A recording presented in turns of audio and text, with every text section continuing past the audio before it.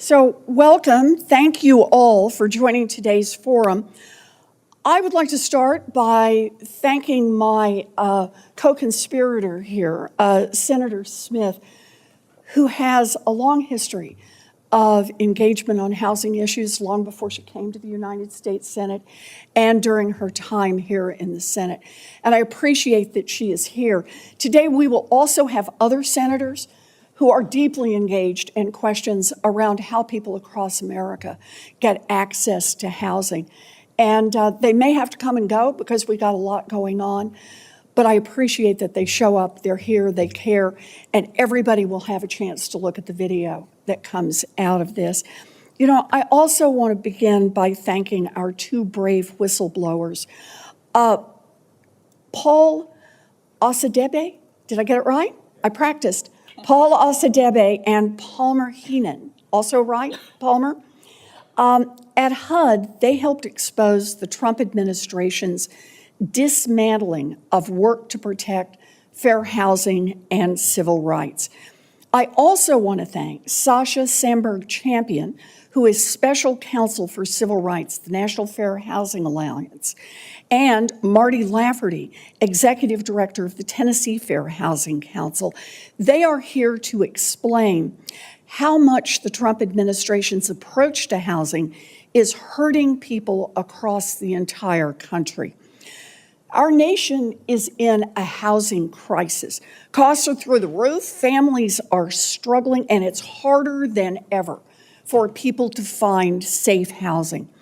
Before President Trump took office, if you were a veteran with disabilities and you were trying to rent an apartment, or you were a home buyer and you'd been denied a mortgage because of the color of your skin, the Department of Housing and Urban Development stood up for your civil rights under the law. There was someone in federal government assigned to help you. But the Trump administration has worked to destroy federal protections for renters and for homeowners all across this country. Last September, Mr. Osadebe and Mr. Heenan and other anonymous whistleblowers at HUD provided documents suggesting that the Trump administration is obstructing fair housing and civil rights enforcement and completely ignoring the law. Now, according to these documents, the Trump administration views the office that enforces legal civil rights protections in housing as a, quote, optics problem. Imagine thinking that defending Black families denied a mortgage or protecting a renter from sexual harassment by her landlord is an optics problem. Imagine thinking that it is an optics problem to help the dad with a bad knee whose landlord refuses to install a handrail on the stairs. Let's be clear, HUD has a legal responsibility to enforce the Fair Housing Act and other civil rights laws for every person in this country. But as the whistleblowers have told us, HUD is failing to do its job. Instead, they're firing, reassigning, intimidating, and silencing staff. They're launching bogus investigations into Boston's efforts to build more housing and to bring down costs. They're letting corrupt landlords get away with overcharging on rent, while Donald Trump continues to break his promise to cut housing costs in half. They're working to weaken rules that protect people from discrimination in the housing market. They're abandoning the Violence Against Women Act, leaving survivors of domestic violence with nowhere to turn to access safe housing. They're refusing to disperse funds that Congress instructed must go to organizations to help enforce fair housing protections. And the list goes on. The consequences are enormous. Already, hundreds of housing discrimination cases have been dropped or stalled. People who are already struggling have to ask themselves, why even file a complaint if there's no one there to enforce the law? What the Trump administration is doing is wrong, and we won't stand by while they hurt families and make the housing crisis even worse. So here's what we're doing. I've called for HUD's Office of Inspector General to launch an independent investigation into the Trump administration's attack on civil rights exposed by the whistleblowers' complaints. I've teamed up with Ranking Member Maxine Waters on the House Financial Services Committee to push for hearings on the whistleblower claims. So far, our Republican counterparts have refused. I've even invited HUD Secretary Scott Turner to testify today to explain the dismantling of fair housing protections. You will notice he is not here. The Trump administration is doing worse than nothing in response to the whistleblowers' claims. Instead, it escorted the whistleblowers out of the building. That's their view of how to deal with the problem. Now, while Democrats don't control Congress, we will use every tool at our disposal, like today's forum, to hold President Trump and his lackeys accountable for undermining fair housing and civil rights for families all across this country. So, members of the panel, I look forward to your testimony. Again, I want to say, Mr. Osadebe and Mr. Heeman, thank you very much for your service and for speaking out. The American public deserves to know the truth. So how about if we start? Can we start by listening to you? Mr. Palmer, I'm going to recognize you. Oh, I'm sorry. Senator Kaine, would you like to give an opening statement? And thank you. I came after my colleague, Senator Smith, and we've got these great witnesses. I have armed services work to do this afternoon and can't stay till about 4, but I just want to thank Senator Warren for doing this. I don't know that I'm completely unique in Senate history, but as far as I know, I'm the only senator who, my previous life was a fair housing attorney. And it came about because I got mad. I got licensed to be in the bar in Virginia, and then I was the brand new lawyer at a firm, and somebody came in who couldn't afford a lawyer, and you know what happens when that person comes into the firm. They give it to the newest lawyer there.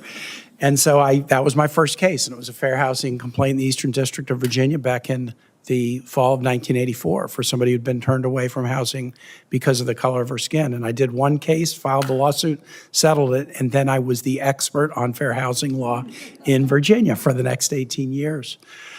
This was the last, of the big civil rights bills during the Great Society. It was passed in 1968. And it has been so very valuable. Virginia became the first state in the South to have a state fair housing law in 1971. And what it has meant for people in terms of access to housing, or access to a mortgage, or access to homeowners insurance, or access to an apartment, what it has meant has just been incalculable. You really, because housing is more of a personal than it is a thing, you can't put a value on it. But if you tried to and you multiplied it by the hundreds of thousands of people who have been positively affected by this law, it would be nearly infinite. It is particularly galling, having had this history, to watch the administration try to gut it, and yet it's not surprising. The Federal Fair Housing Act passed in 1968. In 1973, our president was sued for violating the fair housing law. It was an early and notable suit where he and his father were sued. And ended up settling a claim that they very much didn't want to settle. They filed a counterclaim against HUD seeking $100 million in damages for suggesting that they were violating people's rights. And I have to believe that that's really stuck in President Trump's craw for a very long time. And I think that one thing I will say about this president is he's got a memory. And if somebody crosses him, he's got a memory.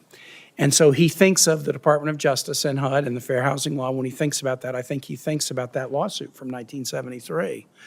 And so actions were taken during the first Trump administration to try to nibble away at the edges, if not the direct frontal assault against the Fair Housing Act. But now it's more of a frontal assault. And the way to really hobble it is go after the enforcers, because so often people who have been victimized by housing discrimination, they don't have the resources, they don't know who to find, they don't know who will help them. We have some representatives from good organizations who are helping, but a lot of people, they don't know where to turn for help.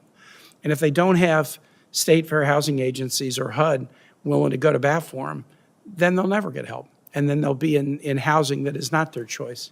People ought to be able to to have dignified housing. They ought to be able to move into any neighborhood that they want to, that they can afford, and they shouldn't be locked out of places because of the color of their skin or the fact that they're a person with a disability or their religion or their ethnic makeup or all the other protected classes in the federal fair housing law. So I want to thank our witnesses for being here. I've got staff who are here who are going to follow the whole hearing as I duck out in a little bit. And I thank Senator Warren for doing this and for asking me to just say a few words. Appreciate it. Thank you very much. And thank you for your early work. You know, it's anybody who's ever been on the front lines and been in a fight to try to save someone's housing, you never feel the same again. You know how important it is. So thank you very much, Senator Kane. Good. Mr. Heenan, I'd like to call on you for 5 minutes. Your written remarks will be part of the record. Thank you for the opportunity to speak to you today. Thank you, Ranking Member Warren, and those members of the Senate Banking Committee and every senator who has made time for this important forum. My name is Palmer Heenan.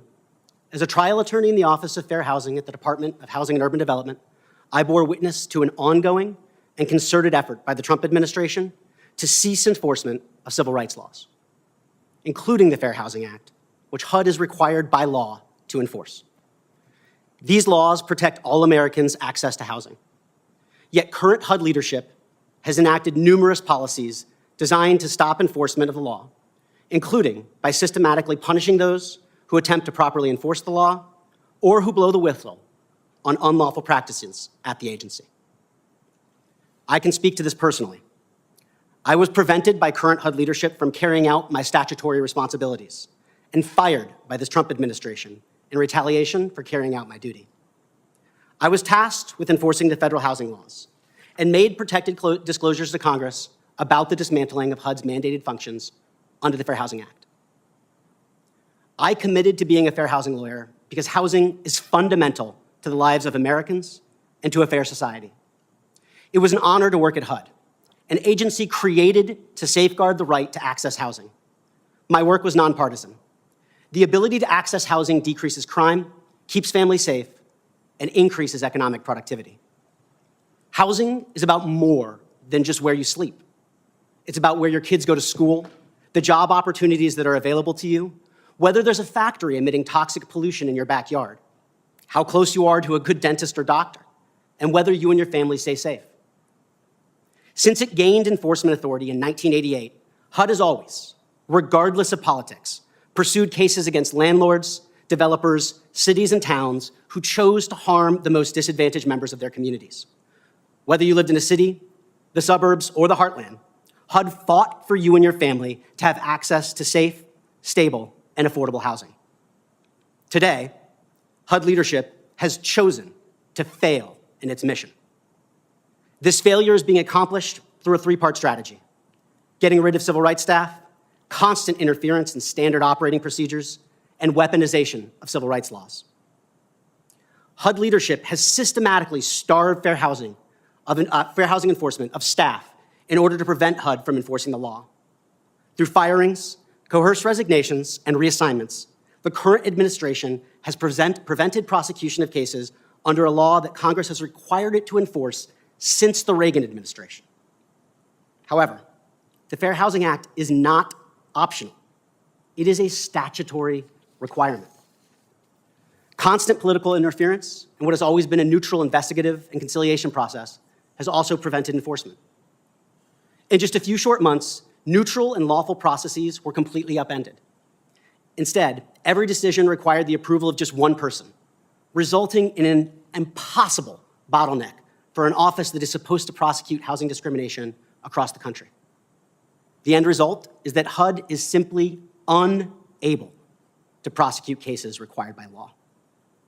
Unlike other civil rights statutes and laws, Congress did not give HUD discretion to decline to prosecute cases. Instead, it required that HUD take all complaints from the public, neutrally investigate those cases, and where the investigation revealed that discrimination had occurred, to prosecute that discrimination. And for decades, trained investigators, conciliators, and attorneys did exactly that, until this administration changed course. At the same time as it has made it impossible to enforce civil rights statutes, HUD has taken steps to weaponize the laws it used to enforce. whether by bringing sham investigations against cities like Boston, halting critical funding to prevent people from becoming unhoused, or unilaterally changing funding requirements, HUD is using laws meant to protect every American to instead harm communities across the country. In a matter that has since become public, HUD issued a determination of a reasonable cause. That means HUD found evidence that discrimination occurred. In the case, hundreds of tenants claimed to have experienced horrific racial discrimination for years. They claimed that they were called racial epithets and threatened, and that one neighbor even called neo-Nazis to join in the harassment by leaving cotton seeds on their front doors.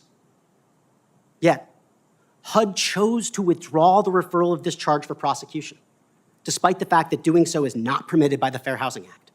Once HUD has a reasonable cause to believe discrimination has occurred, it must prosecute the case. In another matter that has since been made public, people of a certain ethnicity were reportedly paying hundreds or even thousands of dollars a year more on their mortgages than people who were living just down the street.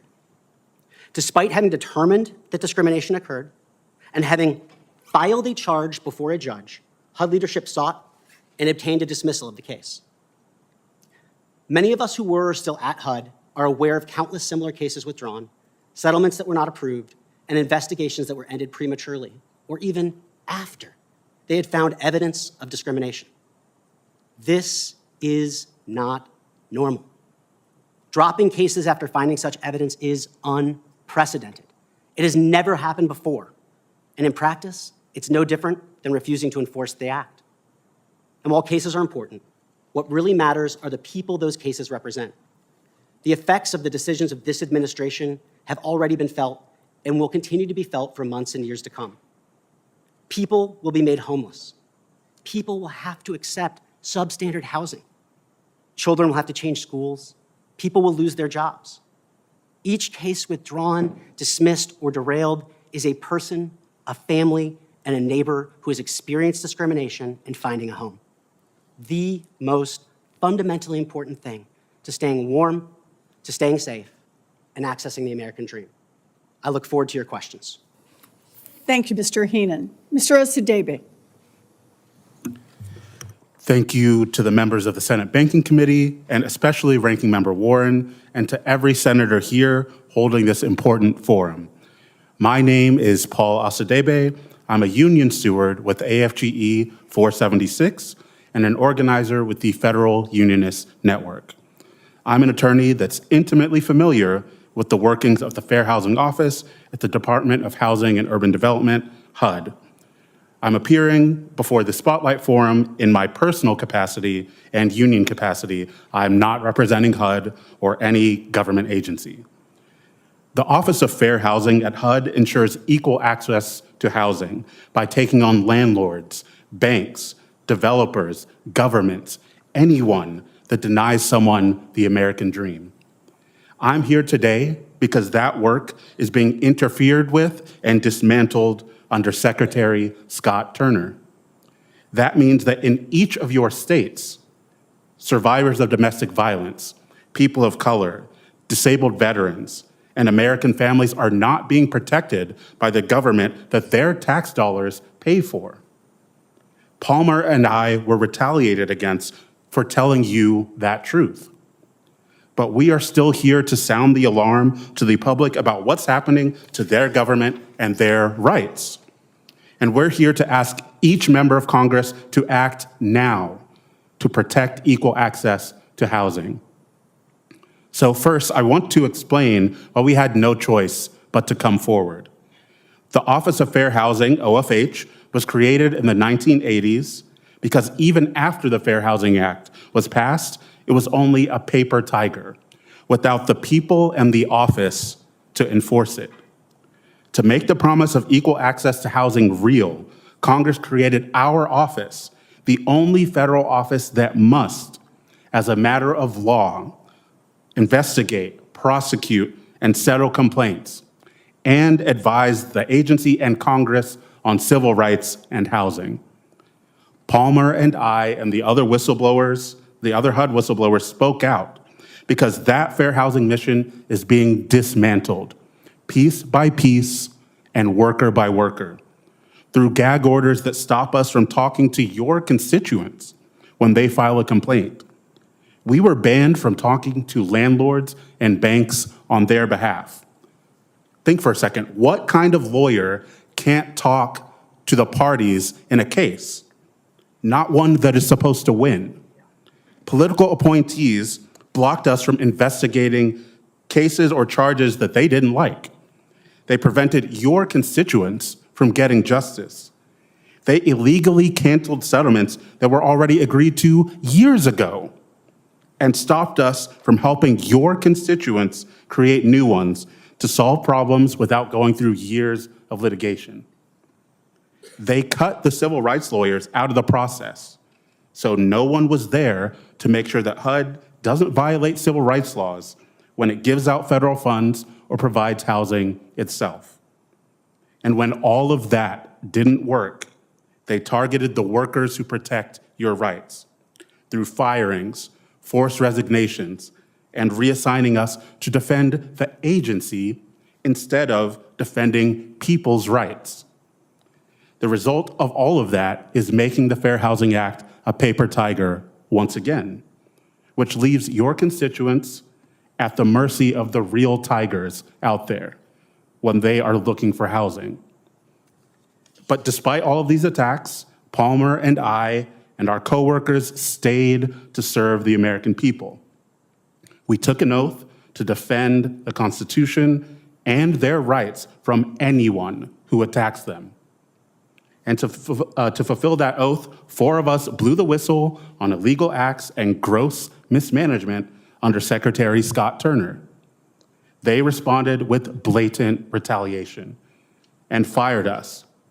But we refuse to be silenced because the American people deserve to know that the rights that people marched and bled and died for are being demolished. Now that we've sounded the alarm, it's time for federal workers, Congress, and the American people to say that enough is enough. We all must recognize that this is not a partisan issue. This is an American issue. It is a human issue, and it's an issue of following the law. So to stop this assault on our rights, 3 things need to be done.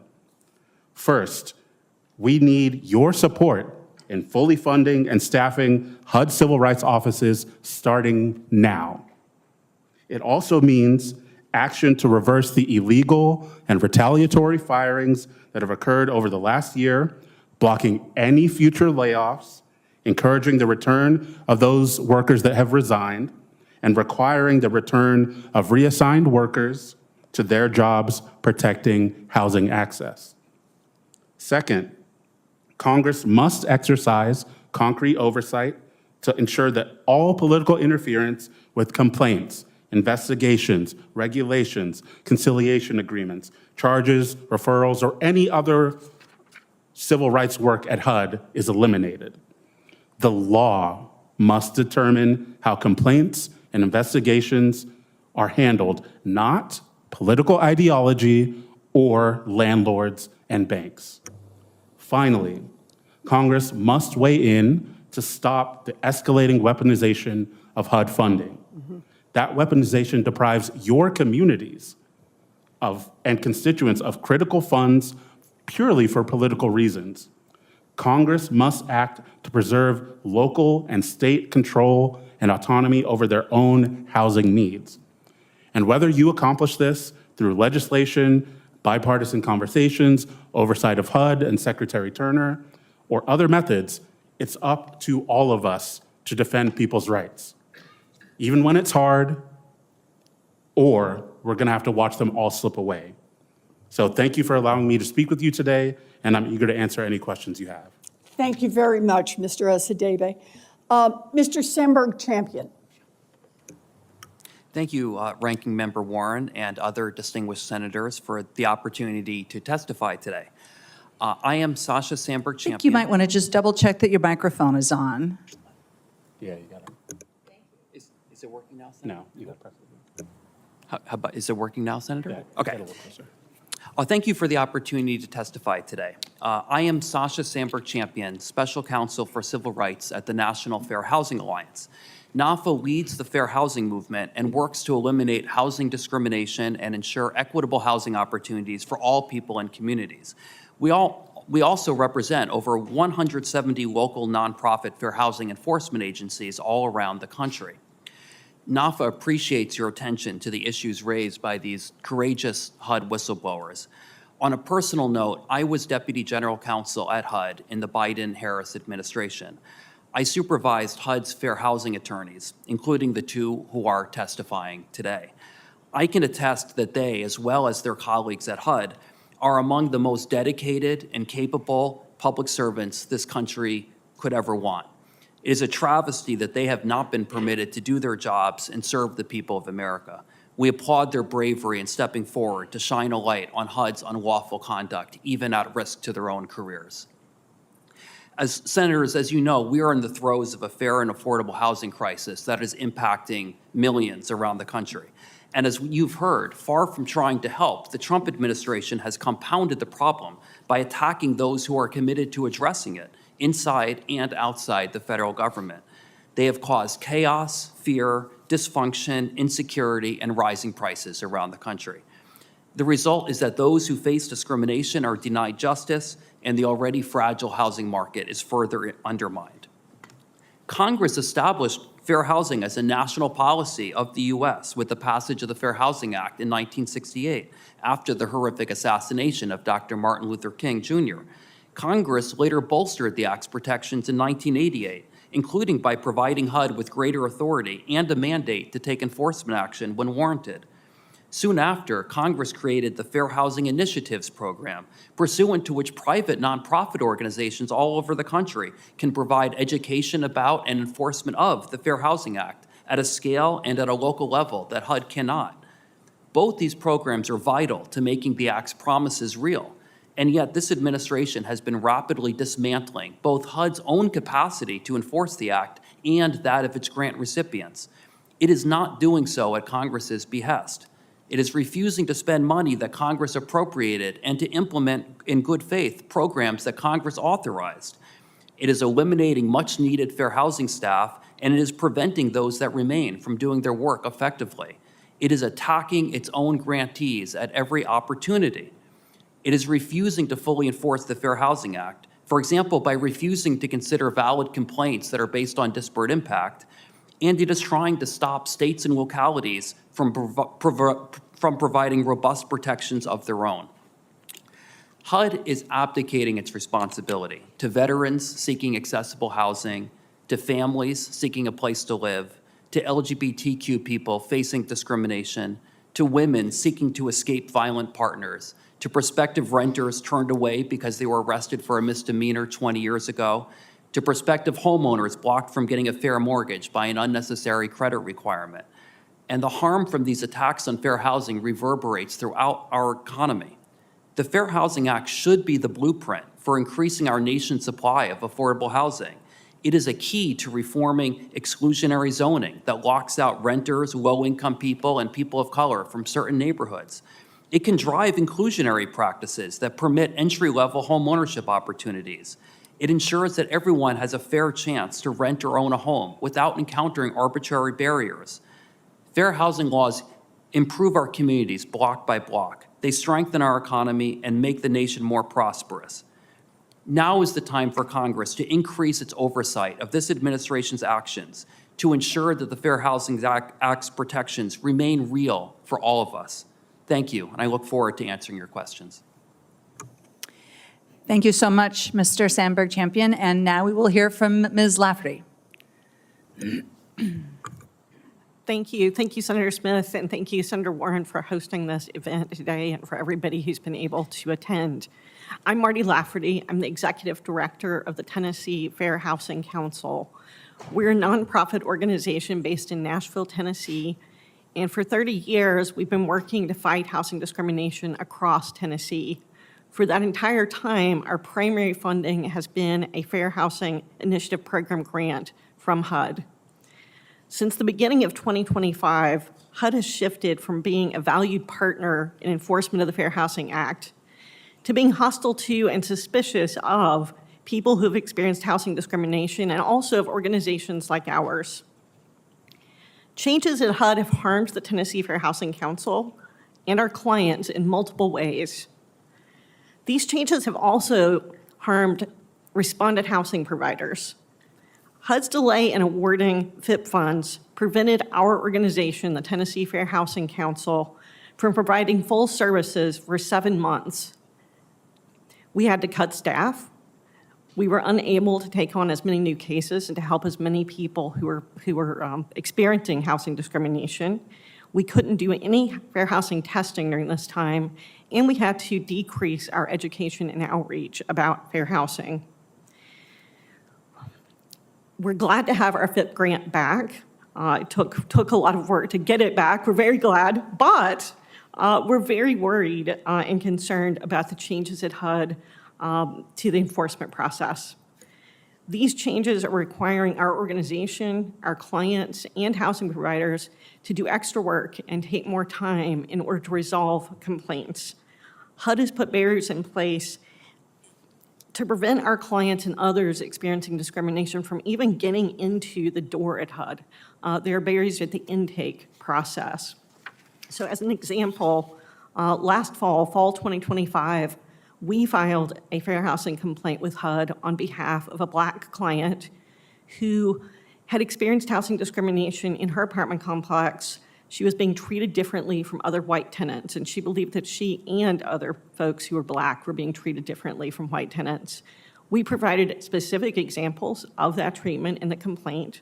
The complaint was timely filed, and yet HUD said it did not have jurisdiction to hear this complaint. When a person who's experienced housing discrimination does manage to get through the intake process, they then often encounter changes to HUD's conciliation process. These changes are based on HUD's decision not to recognize all the range of damages that somebody can experience from housing discrimination. Specifically, HUD is no longer recognizing emotional distress damages and damages for violation of civil rights. Those are the main damages somebody has when they have housing discrimination. HUD instead is focusing on documented monetary damages and receipts, which is very perplexing to us. How do you give receipts for discrimination damages?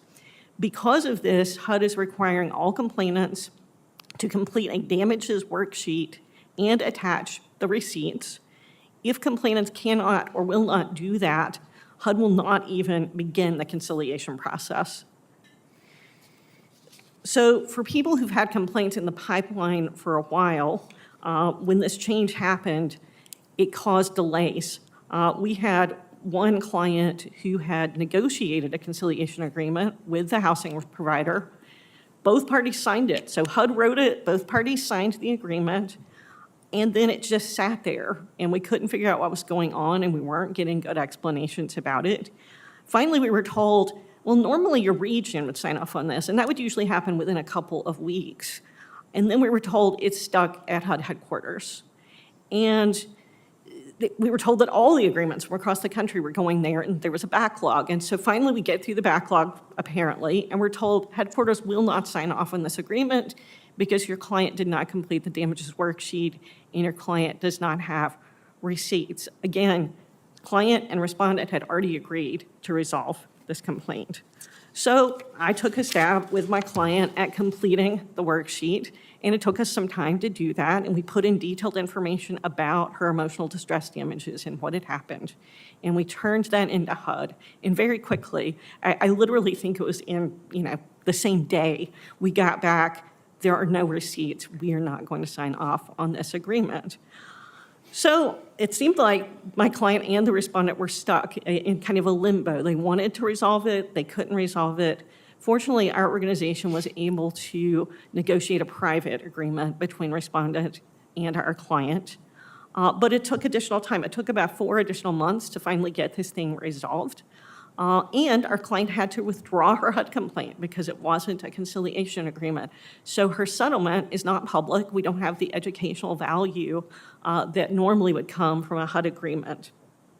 For newer complaints, this insistence on these extra requirements that are not in statute, in this failure to recognize damages that are absolutely recognized in statute and also case law, is leading to complainants and respondents not even being able to start the conciliation process. Housing discrimination, as you all know, continues to be widespread across Tennessee and the United States. The Fair Housing Act is a powerful tool for addressing this discrimination. HUD's changes to the enforcement process must not be allowed to weaken the Fair Housing Act's protections from discrimination. Thank you. I look forward to answering your questions. Thank you very much. So Senator Smith is going to start questions.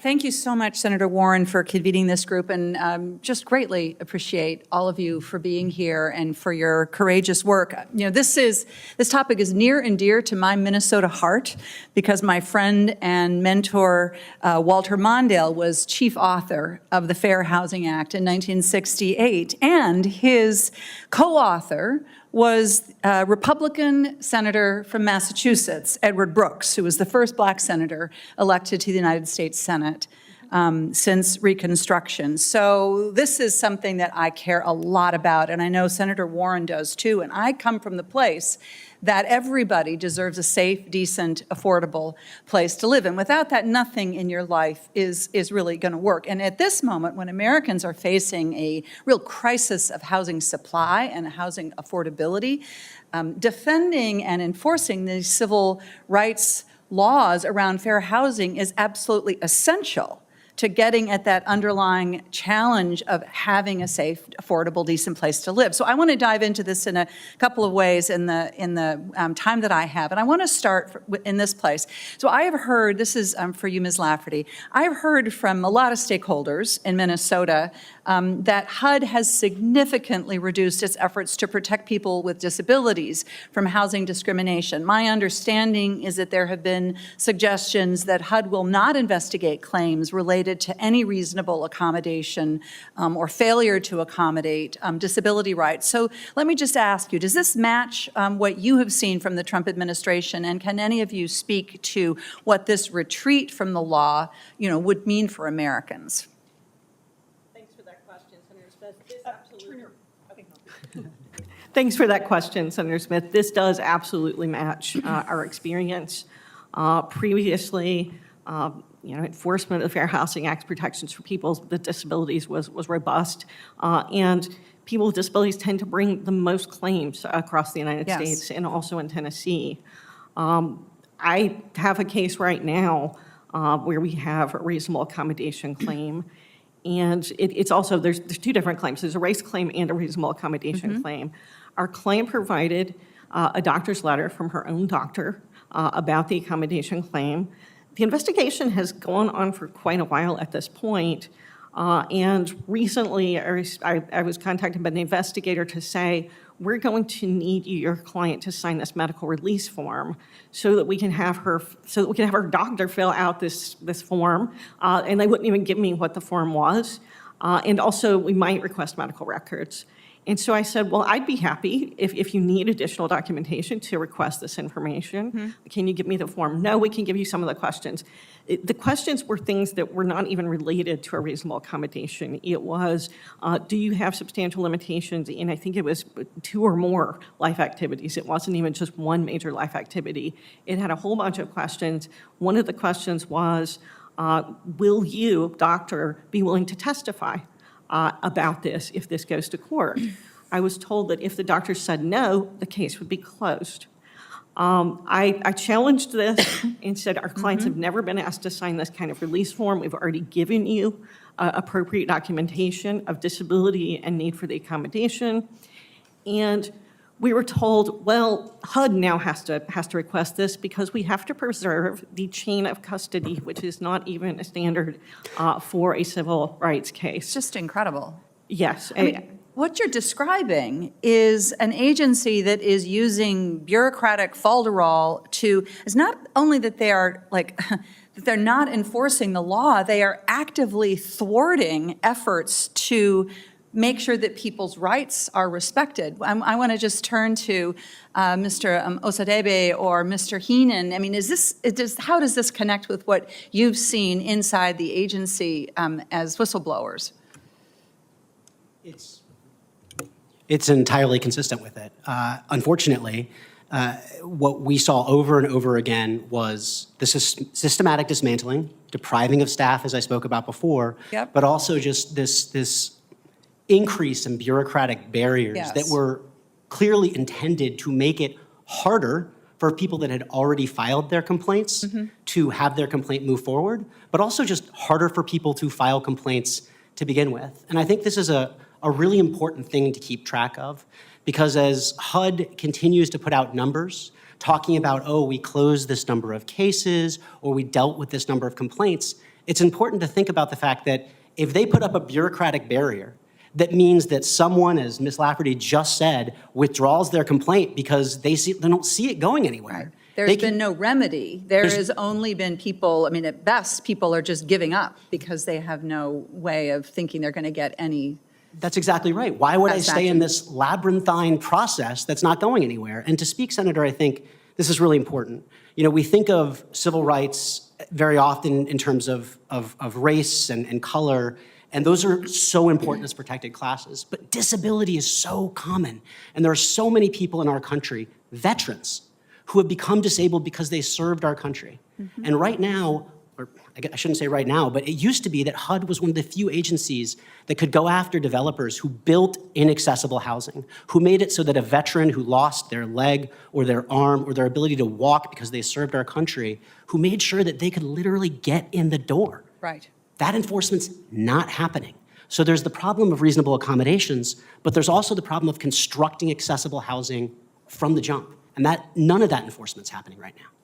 Thank you so much, Senator Warren. I'm going to have to leave, but I'm just so grateful for this testimony. And as we think about the challenge of housing affordability in this country, we are hearing here stories of how administration is actively working to make housing less accessible and less affordable to Americans as a result of their work, and it's shameful. Thank you. Thank you very much. Thank you for joining us, Senator Smith. So the nation is facing a housing crisis. The latest data show that more than 22 million renters and nearly 19 million homeowners are spending more than 30% of their income on their housing. You know, that's real money. And every dollar that's going to housing is a dollar that can't be spent on utilities, on healthcare, on food, on transportation. So we have a real problem, getting people housing and getting people housing at a price that they can afford. Now, so the big question has been, what is Donald Trump doing to bring down costs? Remember how he promised almost every day before the election he would lower costs on day one. And housing were among the things he mentioned, that he would lower costs for Americans across this country. Instead, his response has been to dismantle HUD.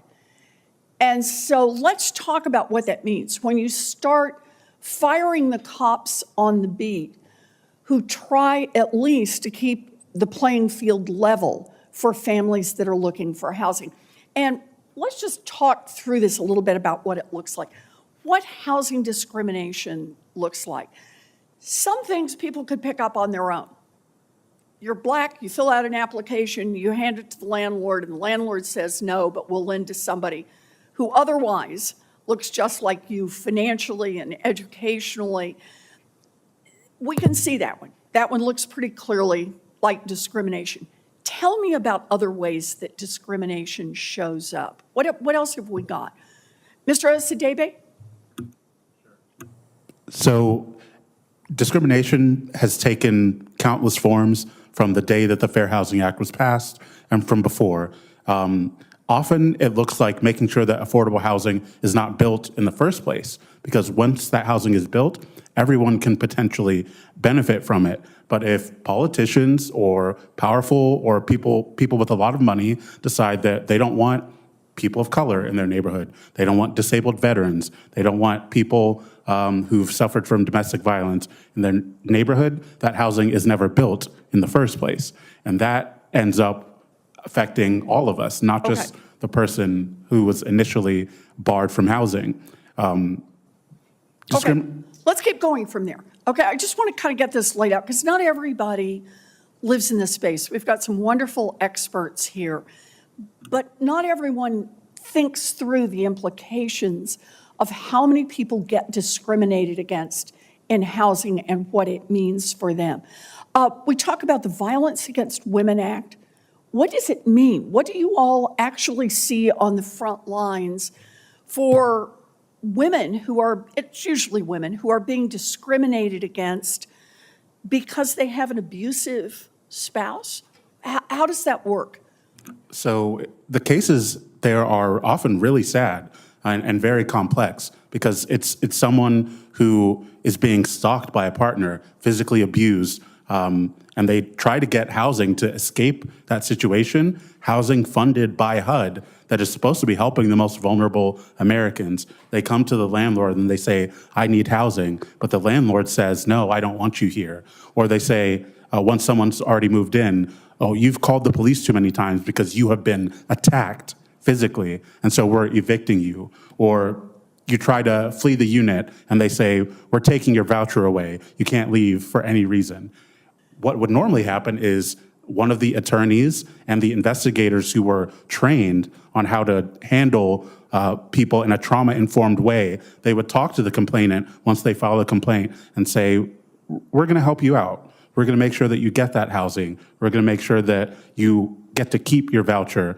But now that exact system to help people, often without years of litigation, often in a simple way, through a settlement, through explaining the law to the landlord, that is exactly what's not happening, and that is leaving people homeless. Okay. Is leaving So- people in dangerous situations. So people who aren't able to rent a place or sometimes are charged more for a place because of their race, people who are trying to escape an abusive spouse, and maybe they've had to call the police a couple of times and the landlord then throws them out.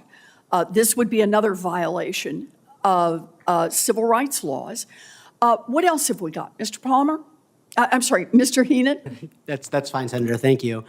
You know, I think when we think of civil rights, we tend to think in the abstract. Right. Because I think you hear that and it sounds like this very pie-in-the-sky notion. Yes. But, you know, civil rights, and particularly civil rights in housing, they affect people in such a multifaceted way. And I think one of the things that I think about is that it's not just about whether or not you're able to get into housing that's already built, but it's about where housing that is going to be built is actually placed.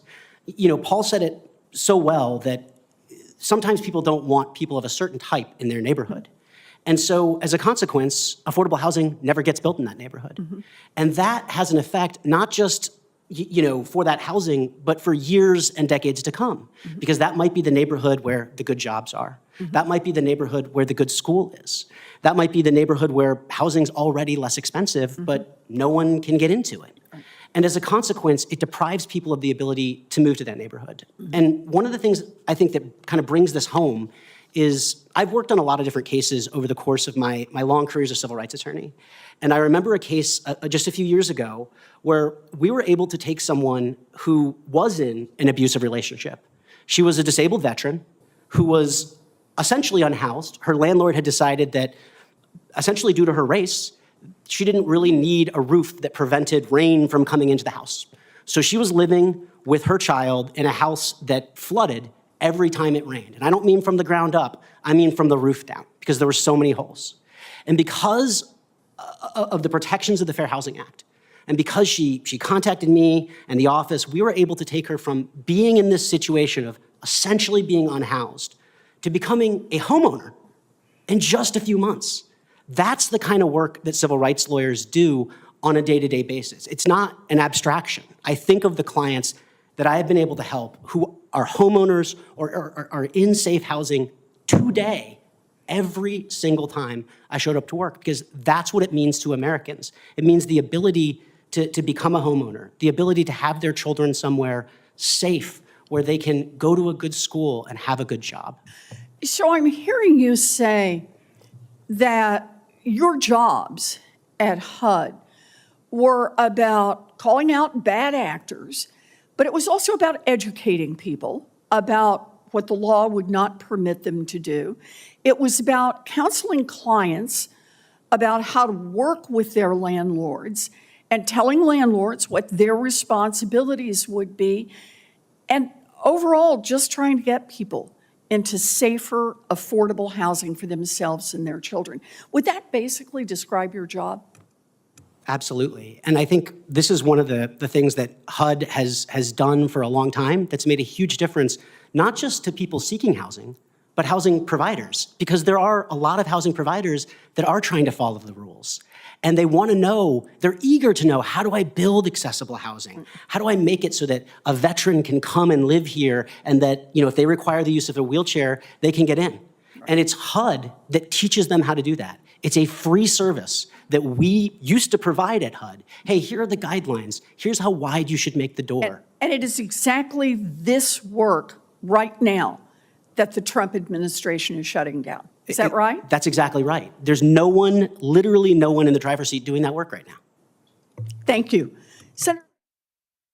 Well, thank you, Senator Warren. Thank you for bringing us all together on these issues of protecting the statutes that are supposed to provide guarantees for fair housing, as well as trying to increase affordable housing in the country. And thank all of you for your testimony.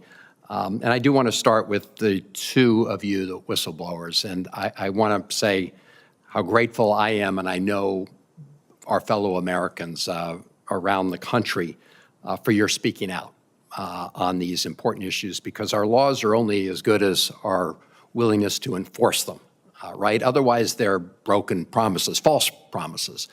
And so I want to thank you, especially at a moment when we see so many big law firms, big corporations, lots of universities caving in to Trump's lawlessness and his essentially bullying. And you as individuals have decided to stand up. I think it takes courage and a willingness to take the consequences. I understand you, Mr. Heenan, have been fired, and you, Mr. Osadebe, have been retaliated against. So you have paid a personal price for standing up to the Trump administration's lawlessness. I want to salute you both for doing that, because that does require courage at a time when we see such an absence of it, even among some of the most powerful institutions that have the resources to fight back. So let me just ask each of you, with respect to the enforcement of the Fair Housing Act provisions. And I've been following the changes made by the Trump administration. You covered some of that in your testimony. But if one of my constituents in Maryland filed a complaint of housing discrimination to HUD today, what response would they get today? And how would that be different from the response they would have gotten before the Trump administration took these actions? Well, before this administration, we took our obligation seriously to investigate every single complaint that we get. We would have an investigator assigned, and they would assess the case. They would ask questions, gather evidence, and then pass that along to the attorneys.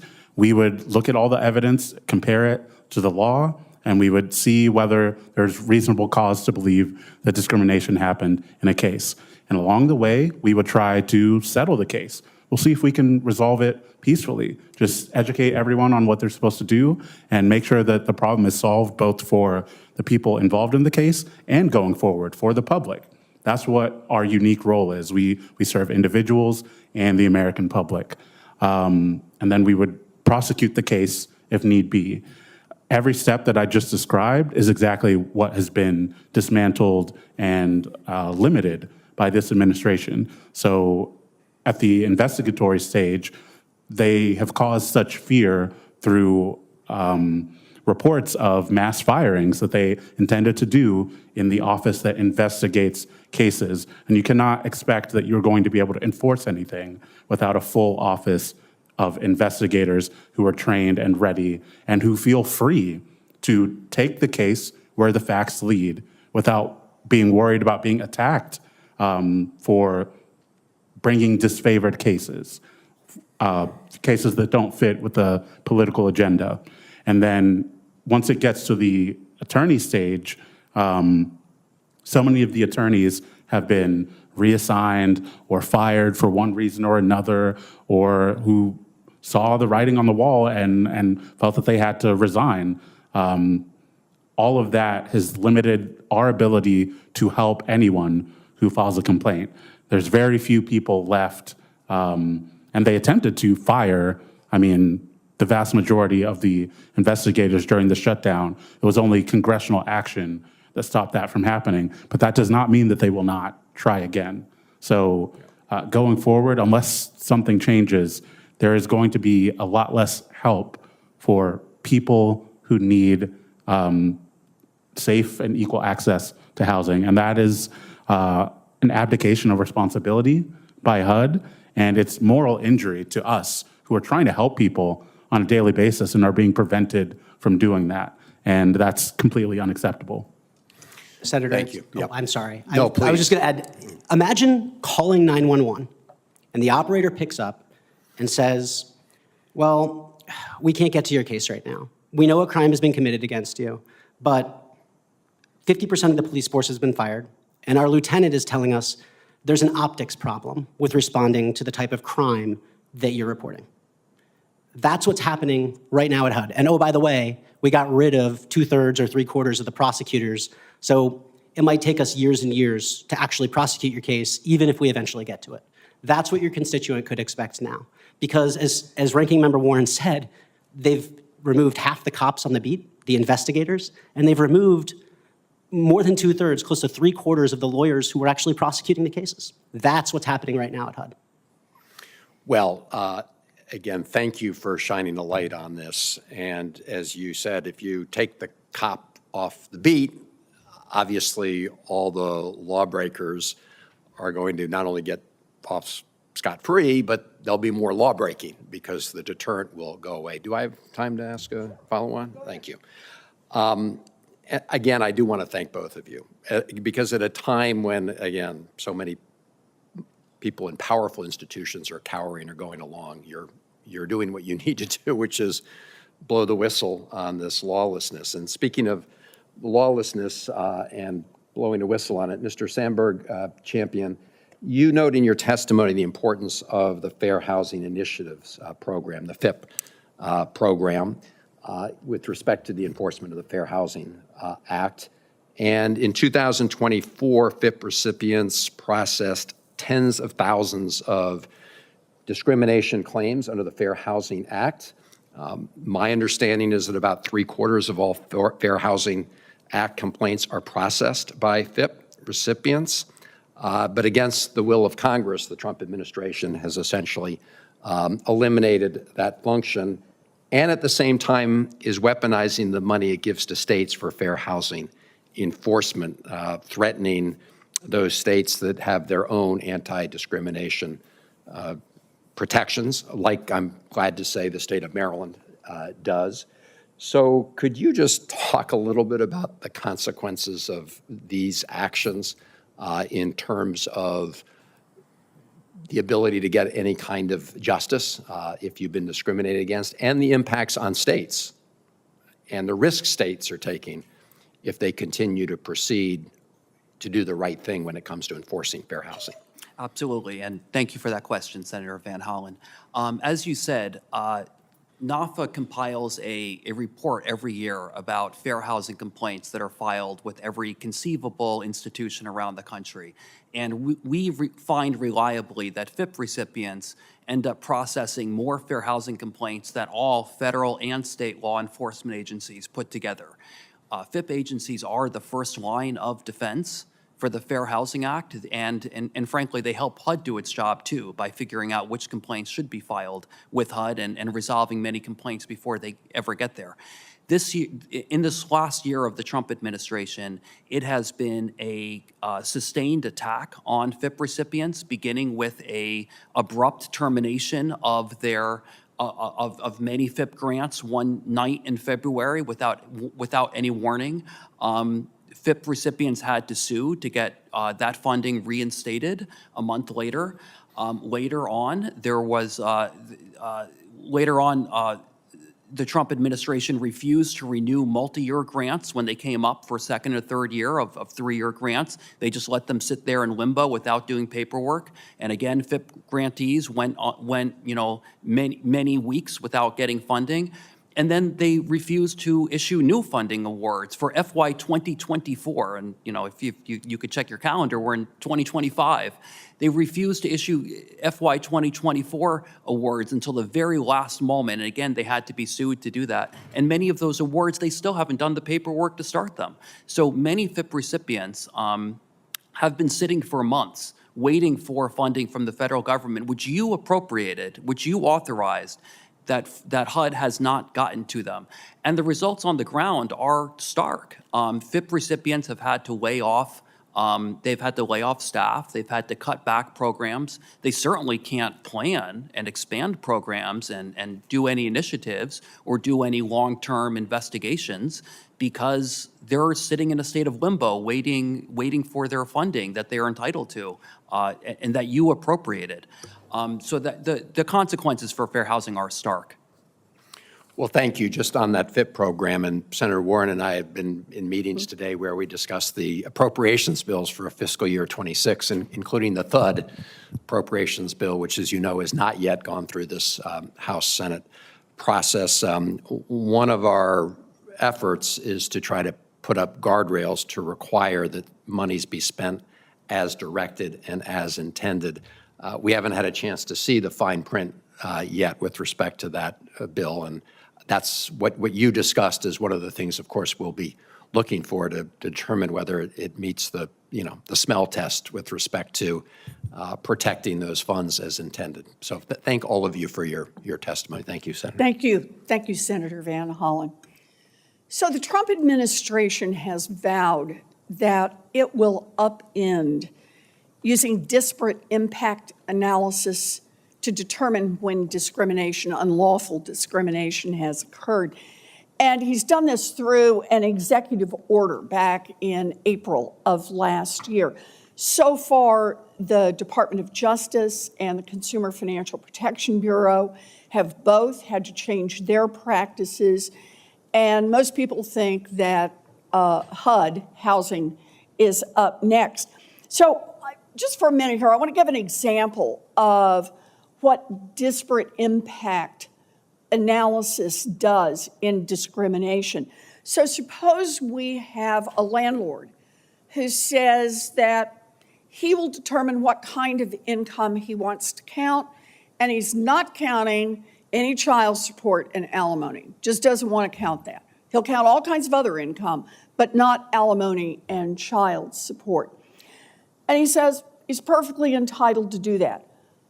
Under current law, using disparate impact analysis, is that landlord discriminating? And if so, against whom? Ms. Lafferty? Yes, the landlord would be discriminating against women because women disproportionately receive those funds that you described. Yeah, women with children, right? Yes. And that women with children, in fact, if I were a landlord who doesn't want to have to rent to people with children, right? One way I might be able to reduce the number of children in my apartments would be to say, what? Well, the same thing that you just said, the same requirement about income could absolutely affect families with children as well. Uh-huh. Anything that's bringing in income because of children, right? Absolutely. If I cut that out. Okay. Absolutely. So under current law, since we have laws against discriminating against mamas with children, daddies with children, parents with children, aunties who are taking care of children. We say when you use this kind of secondary indicator that hits hard on families with children, that is discrimination. It has a discriminatory effect. And under the current law, you're not allowed to do it. Now, if Donald Trump is successful in housing, getting rid of disparate impact analysis, what happens? Landlords can do all sorts of things that appear to be neutral on their face, but that impact groups like women, like families with children, like people with disabilities. Another similar example would be if a landlord said they didn't want to take Social Security disability income. So that would impact people with disabilities exclusively, but it would be a disparate impact. So it would basically only recognize really direct discrimination as illegal, and any hidden creative discrimination, it would be easily going under the radar. Okay, so when you say it would only prohibit direct discrimination if they get rid of using disparate impact, what does that mean exactly? That sounds like polite language for something going on here. Mr. Osadebe? It means that really only the most unsophisticated actors would ever get caught. Right. All the people who actually know what they're doing would be able to discriminate to their heart's content. Okay, And so if you hold up a sign that says no kids, yes. you just broke the law, right? Yeah, but anything short of that would But just anything be short free of that, if game. you hold up a line and sign that says no people with disabilities, but you won't fix the rails, you won't count disability income, all the things that likely people with disabilities use, then you can still keep those people pushed out of your rental units. Is that right? Absolutely, absolutely. And it's really important that people understand that because bad actors have been tricky for a long time. There's been a constant game of dodging responsibility for the policies that landlords and banks and states enact. And HUD and any civil rights investigator or lawyer needs that tool of disparate impact to catch those cases, because without that, you're leaving the vast majority of the discrimination untouched. You're leaving the way that people actually do it without any recourse. And it's kind of like the poll tax issue. At first it was, well, no black people can vote.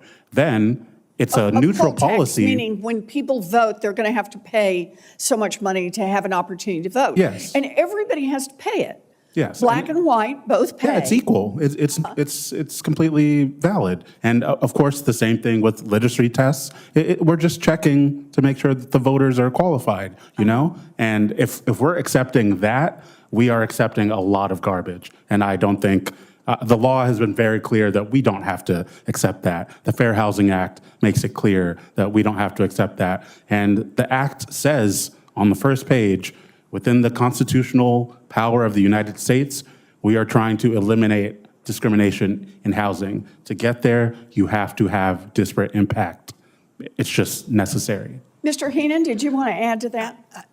Paul said it perfectly. I just want to add something I think that's really important to note. Not every racist landlord wears a hood.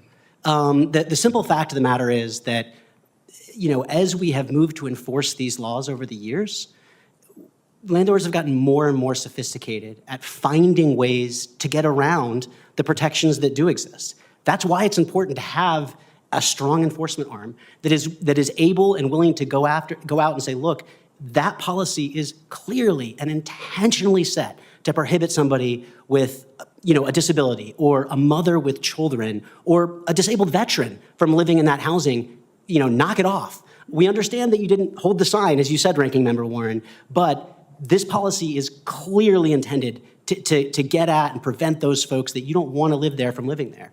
That's why strong enforcement is so important. So it seems to me that the Trump administration's view on discrimination is so long as you discriminate with a smile and polite language, you can pretty much get away with discriminating against anyone. Does that seem right?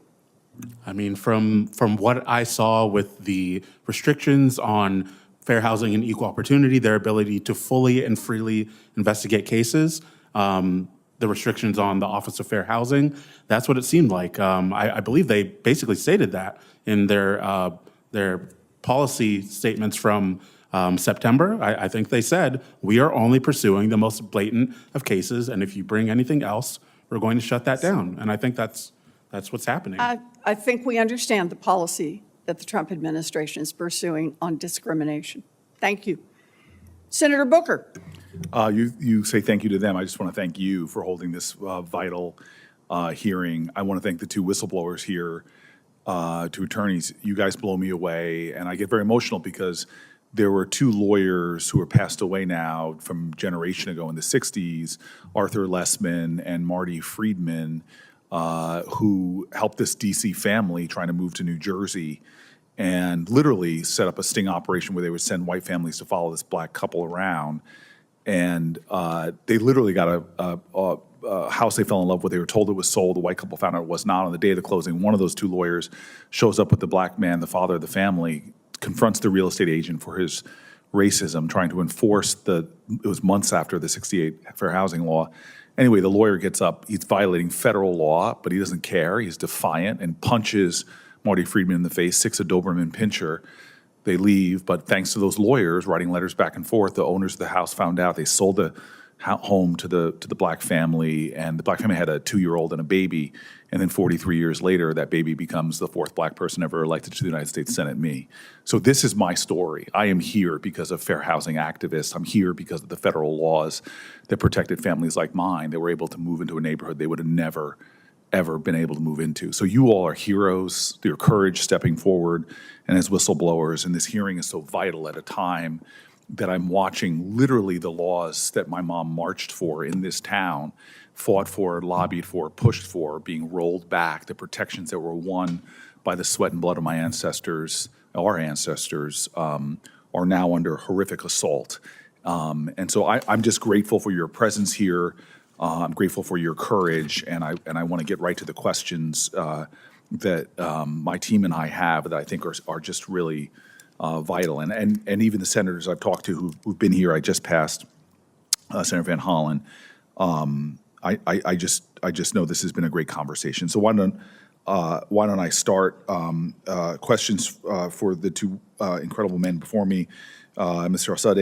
Osadebe, Mr. Henin. Just can you talk to me briefly about why it's so important? The lawyers I mentioned were outside lawyers who were fighting, but the government has a role in housing discrimination, which in my state, in New Jersey, Fair Housing Council and others are telling me that we are still at this point where the fight is still real and so many families are being effective.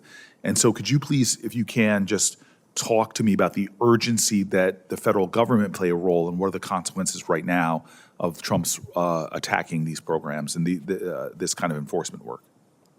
So one thing that was central to the founding of HUD and our current structure of trying to enforce the Fair Housing Act is that the federal government had a lot to do with the discrimination that existed in housing all throughout the history of this country. Redlining, the rules about mortgages, allowing states to get away with discrimination in localities, giving out federal funding and not enforcing the duty to actually make sure that that funding is decreasing discrimination and actively increasing equity and integration. That's what the federal government was supposed to be doing all along. And that's why it's so important that the federal government is there to fix its own mistake, to set right what it broke itself. That's why the federal government has to be involved, but not just that. You can't have states regulating themselves when it comes to them asking whether they violated their citizens' civil rights. You need a fundamental baseline. You need people who are experts in understanding how different states and localities operate and how federal funding should be used to actually make things more equal. And you need someone who can actually have the resources to take on large companies, developers, international actors, actors that act in multiple states. You need someone who can do that. And most fundamentally, I think I mentioned it a little bit before, the federal government, when it passed the Fair Housing Act, stated that it was putting its foot on the scale in favor of equality.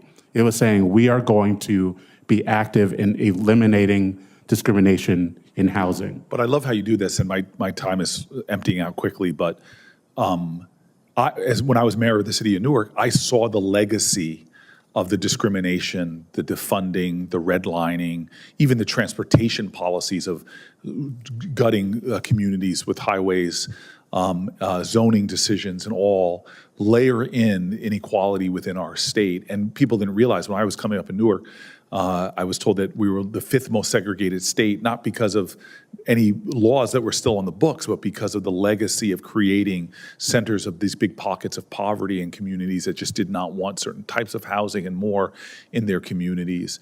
And so not having government actors at the federal level that are looking at these legacies of inequality is devastating to making that past discrimination still present today.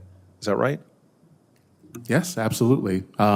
Without that kind of bigger picture look at everything that's going on, the legacies of things in the past and things that are still happening right now, new policies that are being created at an individual level, at the level of one business or the level of a state or a city.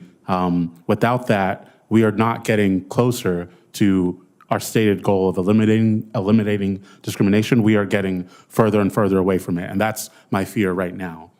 I wanted to give Mr. Heenan a chance to comment, but I'm trailing on it's fine. So if you could give a quick comment, then Mr.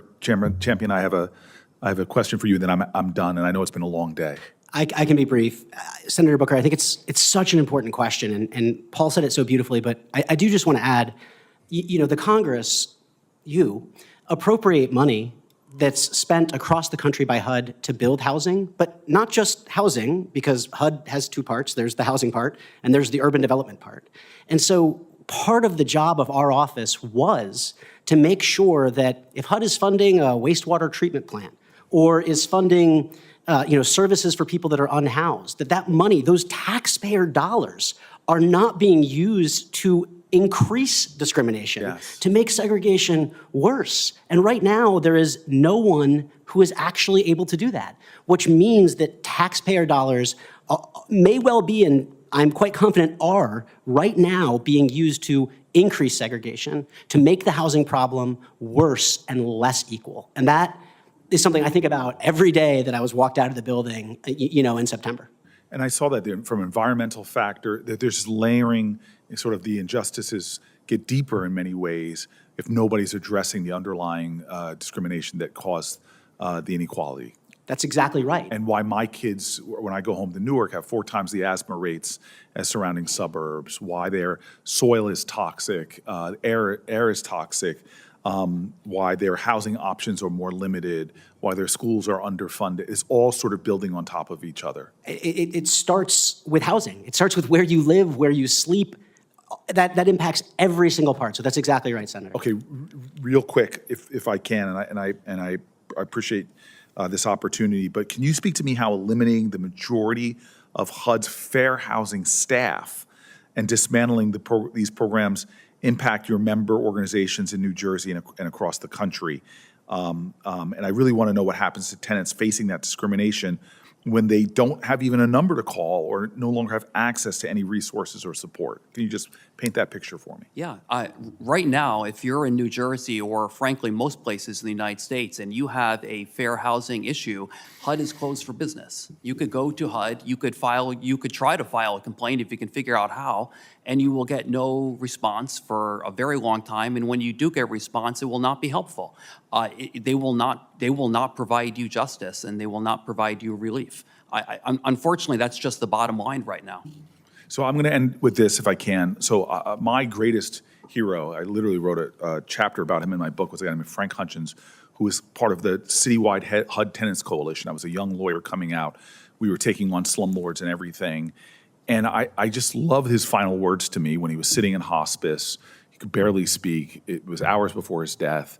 And his eyesight had gone, but he's still joking until the end. He just still lit up the room. But as he said to me as I walked in, I announced myself because I didn't think he could see me, and I said it, and he joked. He said, "I see you." And then and as I said my goodbyes to him, his last words to me, "I love you." And I love that. I see you, I love you. I see you, I love you. And this is so important that we do not allow millions of Americans to go unseen, unheard, and to not have the fruits and benefits of this nation. This is vital. I have learned from starting as a housing lawyer that it all starts with place. And too often these communities, I think even under Democratic presidents, were not getting the justice they deserve. But now we're in a moment of severe crisis with people feeling like they have been completely abandoned. So I just want to thank you for the work that you're doing, and for my colleague who is one of my inspiring champions in this work. I just thank you for holding this hearing. Thank you for joining us, Senator Booker. I just want to wrap this up now by saying one more time, thank you. Thank you for being here. Thank you to everyone who showed up today, who cares about housing and cares about fair housing. I'm very grateful to all of you. I am particularly grateful to Mr. Osadebe and Mr. Heenan. You didn't have to speak up, and you knew when you did in the current environment over the housing department that you were putting your own career on the line. And you faced consequences from doing this. I want to say on behalf of Congress, you help us in exercising our oversight role. But I just want to say, on behalf of the American people, thank you. Whether we know particular names or not, we're grateful to the people who show real courage to stand up and point out what's wrong, who have the courage to say that public service is not just about doing your job every day when it's comfortable, when your boss supports you and when there's a team under you, and when the people down the hall expect you to be doing it, and when it looks like you're in the running for Employee of the Month. That doing real public service is knowing what is right and having the courage to call it out when something has gone badly awry, and the government that is supposed to work on behalf of the people is no longer doing that. When the laws that we pass democratically to protect all of us are not being followed, that you stood up and you called it out. And that's the first step in making real change. So thank you. And you now stand as an admonition to all of us, to the senators, to the observers, to everybody who sees this online, and that is none of us give up on this until we are back to a world where the laws get enforced and everyone in this country has got access to safe, affordable housing. We're going to hold on to that goal, and we're going to fight the fight until we get there. And I appreciate you all being in that fight. It's an honor to fight alongside you. Thank you all.